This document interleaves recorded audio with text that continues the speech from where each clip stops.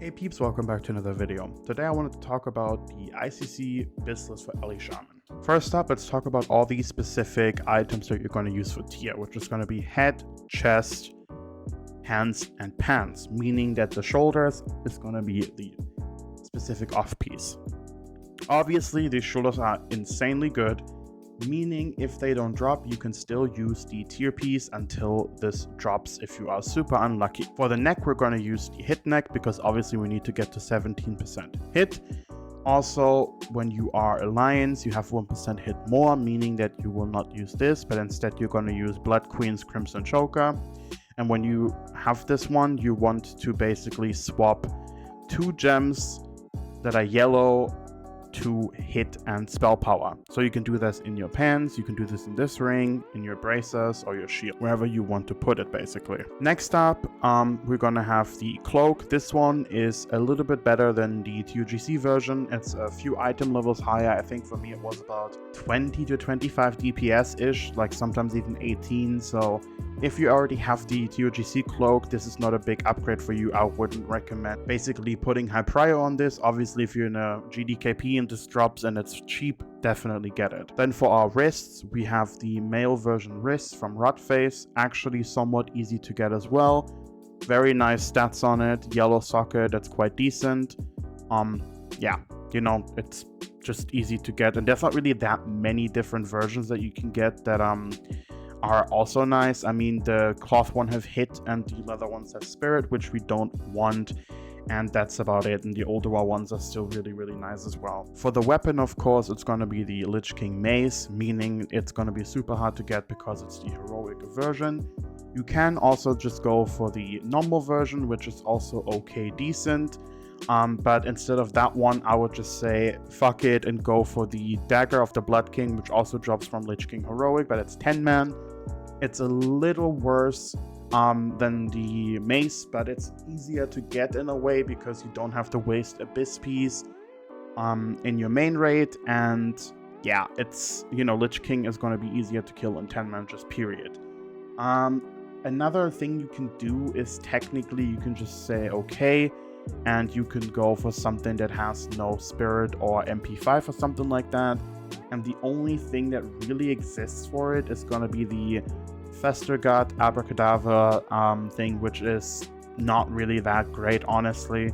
But if you have nothing else, this is okay to get.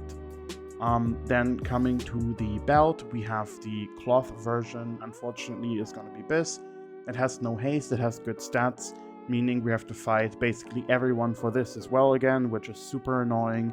The normal version is okay as well, but if you can't get either because you're either unlucky or you just, you know, can't get them because someone else gets them over you, you can also use 60 emblems to get the male belt, which is also quite decent. Another thing that's also okay to get is the 10-man heroic cloth belt.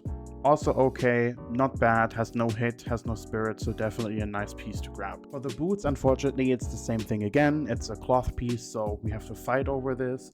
The only thing that you can basically get that's somewhat good for you as well is either the leather boots from 10 man or the leather working male boots. Those are also quite nice and decently better than Sabatons of Trembling Earth. For rings, I mean, it's basically self-explanatory. We're gonna have the rep ring, which farm this immediately when ICC comes out, and if your raid, like if your guild doesn't want to farm trash, you can always go into a different raid. Trash farm is super easy, reset and you're fine, and then, you know, can do that in 10 man, which apparently is the fastest way anyway. Then for the second ring, we're gonna have the Ring of Rapid Ascent. This one drops from Loot Ship, aka Gunship. Super easy fight. Definitely recommend doing Gunship on Heroic in 25 man. If it's not possible or if it doesn't drop, the Coiled Ring is also a nice alternative, drops in 10 man Heroic. For the trinkets, it's gonna be a little harder, obviously. We have the Foreign Object. I don't think many casters want this, so it's gonna be okay to get. It's quite decent, especially for us. This procs quite frequently. You obviously need to have it stacked because, you know, it takes a while, but basically when this procs, The other trinket might not proc immediately, so you have a few seconds to get the second trinket to proc, and then this one is stacked, which is super nice. Second trinket you want to get is obviously from Sindragosa. This is BIS for every single fucking caster, also for enhancement shamans and whatnot. It's gonna be a pain in the ass to get, still obviously BIS, you know. And then another item that's also quite decent is gonna be the Spyglass from 10-man heroic gunship. It's gonna give you 200 spell power basically constantly and a lot of crit. Very, very nice trinket. Rain is also still going to be very good. Next up, we have our Relic. The Relic costs a total of 30 Emblems of Frost. It's a decent upgrade over the other one. It gives you a little bit more haste. It stacks up to 5 times, giving 44 haste each, instead of giving you 200 haste immediately. And it's going to work off your Flame Shock, and it lasts for 30 seconds, so this is going to be up basically all the time. Super nice. Definitely a DPS boost for 30 emblems I would recommend you to get.